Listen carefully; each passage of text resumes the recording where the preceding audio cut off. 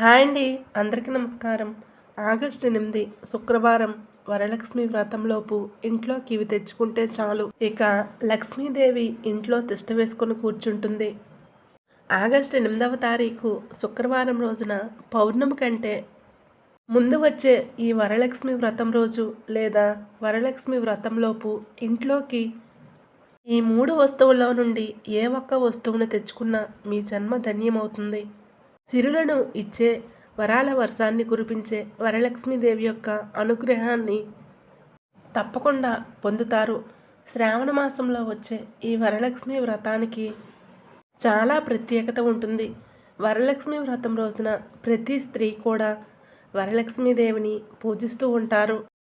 అలాగే ఈ వీడియో చూసే ముందు ఓం వరలక్ష్మి అయి నమః అని ఒక చిన్న కామెంట్ అయితే చేయండి. అలాగే ఈ వీడియోను ప్లీజ్ లైక్ చేయడం మాత్రం అస్సలు మర్చిపోవద్దు.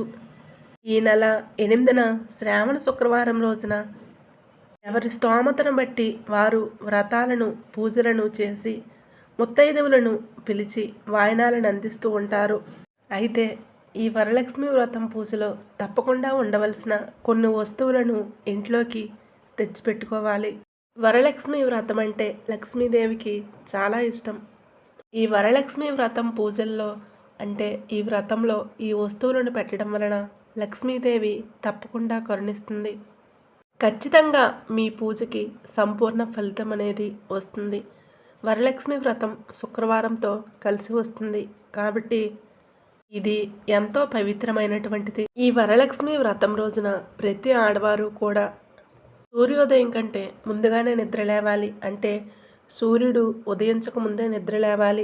బ్రహ్మ ముహూర్తంలో కానీ సాయంకాలం 6:30 నుండి రాత్రి 10 గంటల లోపు కానీ ఈ వ్రతాన్ని ఆచరించాలి. ఈ వ్రతాన్ని ఎవరైనా ఆచరించవచ్చు. ఈ వ్రతం ఆచరించడానికి నియమ నిబంధనలు అనేవి చాలా తక్కువ. వ్రతం చేసే ప్రతి స్త్రీ కూడా అంటే పీరియడ్స్లో ఉండే మహిళలు అంటూ ముట్టూ ఉండేవారు తప్ప మిగతా అందరూ కూడా ఈ వ్రతాన్ని ఆచరించవచ్చు. ఈ వ్రతాన్ని ఆచరించిన వారికి లక్ష్మీదేవి కటాక్షం ఖచ్చితంగా కలుగుతుంది. ఏ కోరిక కోరినా తప్పకుండా నెరవేరుతుంది. అలాగే మీ యొక్క దరిద్రాలు తొలగిపోయి అదృష్టం అనేది కలిసి వస్తుంది. వరలక్ష్మి వ్రతం పూజలు చేసే ప్రతి స్త్రీ కూడా ఎంతో భక్తి శ్రద్ధగా ఉండాలి. ఆ రోజు మొత్తం ఉపవాసం పాటించాలి.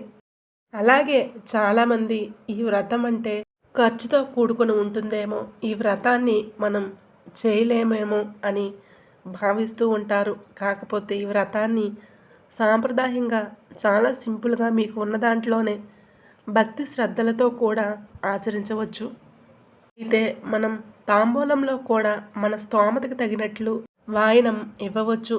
ఈ వ్రతాన్ని ఎవరైనా ఆచరించవచ్చు. అలాగే తాంబూలంలో 2 వక్కలు, 2 తమలపాకులు, పసుపు కుంకుమ, పూలు, గాజులు, అలాగే ఒక రవిక పచ్చిశనగలు వీటిని ఇవ్వాలి. ఇవి తాంబూలంలో తప్పకుండా ఉండవలసిన వస్తువులు. వాటితో పాటు ఏదైనా తీపి పదార్థం, 2 పండ్లు వీటిని తప్పకుండా మీరు తాంబూలంలో అమర్చాలి. ఇకపోతే మీ స్తోమతను బట్టి మీరు లక్ష్మీ అమ్మవారిని ఎలాగైనా అలంకరించుకోవచ్చు. మీ దగ్గర ఉన్న డబ్బుతో మీకు ఉన్న దాంట్లో మీ స్తోమతకు తగినట్లుగా చేసుకోవాలే తప్ప ఆడంబరాలకు పోయి అప్పులు చేసి మరి పెద్దగా చేయాలని అనుకోవద్దు. ఏ పూజ అయినా ఏ వ్రతమైనా శాస్త్రీయపరంగా అప్పులు లేకుండా సింపుల్గా అత్యంత భక్తితో చేసుకోవాలి.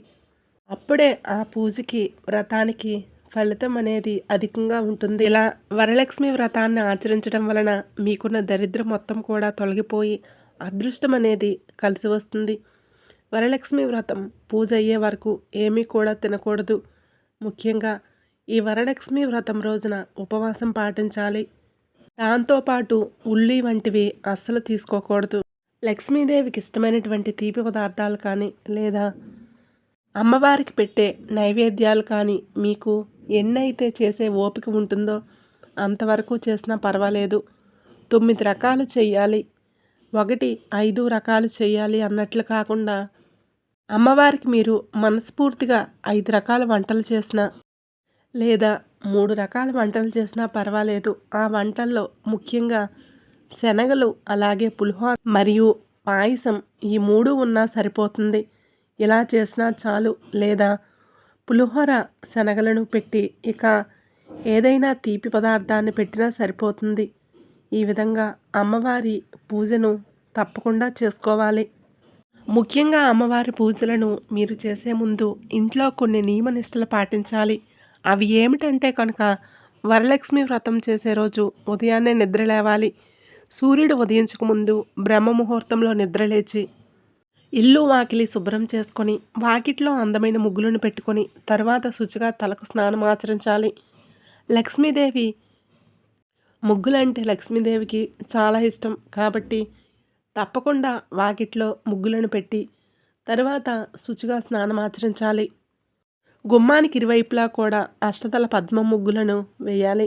అలా వేయటం వలన లక్ష్మీదేవి అనుగ్రహం అనేది మీకు లభిస్తుంది. అదేవిధంగా అమ్మవారికి తామర గింజలంటే చాలా ఇష్టం.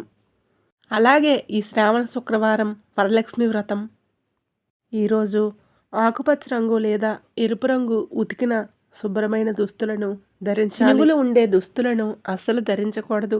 చినుగులు ఏమీ లేకుండా ఉతికిన శుభ్రమైన దుస్తులను ధరించాలి. అలా ధరించి చేతి నిండా గాజులు వేసుకోవాలి. ఈ గాజులు అనేవి లక్ష్మీదేవికి చాలా ఇష్టం. ఆడవాళ్ళకి గాజులు చాలా అలంకరణగా కనిపిస్తాయి. సాక్షాత్తు లక్ష్మీదేవి అనుగ్రహం కలిగి ఉన్నట్లుగా ముఖం కూడా లక్ష్మీ కళతో కలకల్లాడుతూ ఉంటుంది. కాబట్టి చేతికి తప్పనిసరిగా గాజులను కూడా వేసుకోవాలి. ఇకపోతే లక్ష్మీదేవికి ఇష్టమైనటువంటి వస్తువుల్లో ఎక్కువగా నచ్చే వస్తువు, అమ్మవారికి ఇష్టమయ్యే వస్తువు ఏమిటి అంటే తామర గింజలు లేదా తామర పూలు. ఇవి 2 రకాలుగా ఉంటాయి. వాటిని పూల్ మకన అంటాము. ఇవి తెల్లగా ఉంటాయి. ఇంకా కొన్నేమో బ్లాక్ కలర్లో ఉంటాయి. వీటిని మనం తామర గింజలని అంటాము.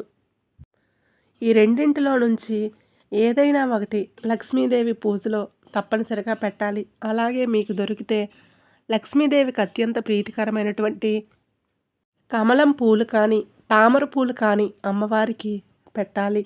లక్ష్మీ అమ్మవారిని తామర పువ్వులతో పూజించిన వారంటే చాలా ఇష్టం. మీ దగ్గర తామర పువ్వు ఉంటే తప్పకుండా అమ్మవారికి సమర్పించాలి. అలాగే ఎర్రని పుష్పాలు అంటే మందార పూలు, గులాబీలు లక్ష్మీదేవికి సమర్పించాలి. ఈ శ్రావణ శుక్రవారం రోజున ఇంట్లో పూజ చేసి ధూపాన్ని వేయాలి. ఇలా ధూపం వేయటం వలన ఇంట్లో ఉండే నెగిటివిటీ బయటికి వెళ్ళిపోతుంది. తద్వారా ఇంట్లో దుర్వాసన ఏమి ఉన్నా తొలగిపోయి శుభ్రంగా ఉంటుంది. అంతేకాదు లక్ష్మీదేవి అనుగ్రహం కూడా లభిస్తుంది. కాబట్టి మర్చిపోకుండా మీరు ఈ విధంగా అమ్మవారిని పూజిస్తూ ఉన్నప్పుడు, అలాగే అమ్మవారు మీ ఇంటికి రావాలన్నా ధూపాన్ని ఇంట్లో తప్పనిసరిగా వేయాలి. ఇల్లు ఎంత పరిశుభ్రంగా ఉంటే లక్ష్మీదేవి అంత త్వరగా ఇంట్లోకి అడుగు పెడుతుంది. ఇల్లు పరిశుభ్రంగా ఉన్న ఇంట్లోకి మాత్రమే లక్ష్మీదేవి వస్తుందని గుర్తుంచుకోండి. ఈరోజు ఇంట్లోకి తామర గింజలను తెచ్చుకోవాలి. దాంతోపాటు లక్ష్మీ గవ్వలు, అలాగే గోమతి చక్రాలని ఉంటాయి. వాటిని కూడా మీరు ఇంటికి ఈ శ్రావణ మాసంలో శుక్రవారం అంటే ఆగస్టు 8వ తారీఖు వరలక్ష్మి వ్రతం రోజు ఆలోపు ఇవన్నీ కూడా ఇంట్లో అమర్చి పెట్టుకొని వీటిని పూజ గదిలో అమ్మవారిని పూజించే సమయంలో వీటిని కూడా లక్ష్మీదేవి పటం ముందు పెట్టాలి. అలాగే చిట్టి గాజులు కూడా తెచ్చుకోవాలి. దాంతోపాటు 2 ఏనుగులు తొండంతో అవి అభిషేకం చేస్తున్నట్లుగా పట్టుకొని ఉంటాయి కదా, అలాంటి ఏనుగు బొమ్మలు కానీ 2 పాలు ఇస్తున్నటువంటి ఆవు యొక్క ప్రతిమలు ఉంటాయి కదా, ఈ విధంగా ఉండే ఆవు విగ్రహాలైనా తెచ్చుకొని లక్ష్మీదేవి అమ్మవారు ఫోటోకి ఇరువైపులా కూడా పెట్టాలి. అవి ఏనుగైనా పర్వాలేదు, పాలిచ్చే ఆవు యొక్క విగ్రహాలైనా పర్వాలేదు. వాటిని పెట్టడం వలన తప్పకుండా లక్ష్మీదేవి సిరుల వర్షాన్ని కురిపిస్తుందని శాస్త్ర పండితులు చెప్తూ ఉన్నారు. అలాగే లక్ష్మీదేవికి ఎంతో ప్రీతికరమైనది పచ్చకర్పూరం. ఈ పచ్చకర్పూరం మంచి సువాసన కలిగి ఉంటుంది. పచ్చకర్పూరాన్ని వెలుగుతున్న దీపంలో వేసిన లేదా పచ్చకర్పూరాన్ని నలిపి ఈశాన్యం దిక్కున కానీ ఉత్తర దిక్కున కానీ పెట్టిన మీకు లక్ష్మీదేవి కటాక్షం లభిస్తుంది. ఇంట్లో ఉండే చెడు మొత్తం తొలగిపోతుంది. అదేవిధంగా లక్ష్మీదేవికి ఎంతో ఇష్టమైనటువంటి వాటిల్లో కల్లు ఉప్పు కూడా ఒకటి. ఈ కల్లు ఉప్పుని రాళ్ళ ఉప్పు, దొడ్డు ఉప్పు అని కూడా అంటారు. వరలక్ష్మి వ్రతంలోపు ఉప్పుని ఇంట్లోకి తెచ్చుకుంటే వరలక్ష్మి వ్రతం రోజు సాయంకాలం పూట ఒక మట్టి పాత్రలో కళ్ళు ఉప్పును పోసి ఆ పాత్రను ఇంటిలో ఉత్తరం దిక్కును పెట్టాలి. అలా పెట్టడం వలన లక్ష్మీదేవి అనుగ్రహం మీకు తప్పకుండా లభిస్తుంది. ఈ విధంగా ఎవరైతే శ్రావణ మాసంలో వచ్చే వరలక్ష్మి వ్రతంలోపు అంటే ఆగస్టు 8వ తారీఖు శుక్రవారం రోజు వరలక్ష్మి వ్రతంలోపు వీటిలో నుండి ఏ ఒక్క వస్తువును ఇంట్లోకి తెచ్చుకున్న అదృష్టం కలిసి వస్తుంది. అలాగే ఒక చిన్న శ్రీఫలాన్ని కూడా ఇంట్లోకి తెచ్చి వరలక్ష్మి వ్రతం పూజ రోజు ఎర్రని వస్త్రంలో శ్రీఫలాన్ని పెట్టి పూజించి ఆ మూటను మీ బీరువాలో దాచిపెట్టుకోవాలి. ఇలా చేస్తే ఐశ్వర్యం అనేది దూసుకు వస్తుంది. 4 దిక్కుల నుండి డబ్బు వస్తుంది. మీకున్న ఆర్థిక కష్టాలు, అప్పుల సమస్యలు తొలగిపోతాయి. అదృష్టవంతులుగా ఎదుగుతారు. ఇక మీరు ఏ కోరిక కోరుకున్నా నెరవేరుతుంది. అంతేకాదు లక్ష్మీదేవి అనుగ్రహంతో సమాజంలో మీకు కీర్తి ప్రతిష్టలు కూడా లభిస్తాయి. మీకున్న చెడు మొత్తం తొలగిపోయి అదృష్టం అనేది కలిసి వస్తుంది. అలాగే మీ ఇంట్లో ఎవరైనా భార్యాభర్తల మధ్య గొడవలు కావచ్చు, ఇతర సమస్యలు కావచ్చు, అవన్నీ కూడా తొలగిపోయి ప్రేమానురాగాలు కలుగుతాయి. అలాగే కుటుంబంలో అన్యోన్యత పెరుగుతుంది. ప్రశాంతమైన వాతావరణం నెలకొంటుంది. ఇంట్లో నుండి దరిద్ర దేవత వెళ్ళిపోతుంది. మీ సమస్యలకు కారణమైనటువంటి జ్యేష్ఠాదేవి ఇంట్లో నుండి వెళ్ళిపోయిన మరుక్షణమే ఇల్లంతా కూడా ఒక పాజిటివ్ ఎనర్జీతో నిండిపోతుంది. నరదృష్టి, నరఘోష, చెడు ప్రభావాల నుండి కూడా విముక్తిని పొందుతారు. ఈ దృష్టి దోషాల నుండి విముక్తిని పొందినా సరే అదృష్టం అనేది కలిసి వస్తుంది. కటిక దరిద్రులు కూడా కుబేరులుగా ఎదుగుతారు. ఎంతో పవిత్రమైనటువంటి శ్రావణ మాసం, అందులోనూ వరలక్ష్మి వ్రతం. ఈ మాసం మొత్తం కూడా ఎంతో పవిత్రమైనటువంటిది. ఇంతటి విశేషమైన పవిత్రమైన మాసంలో వచ్చే వరలక్ష్మి వ్రతం రోజున చేసే పూజలు ఎంతో మంచి ఫలితాన్ని కలిగింపచేస్తాయి. కోరిన కోరికలను కూడా నెరవేరుస్తాయి. ఈ వ్రతం కటిక దరిద్రులను కూడా కుబేరులుగా మారుస్తుంది.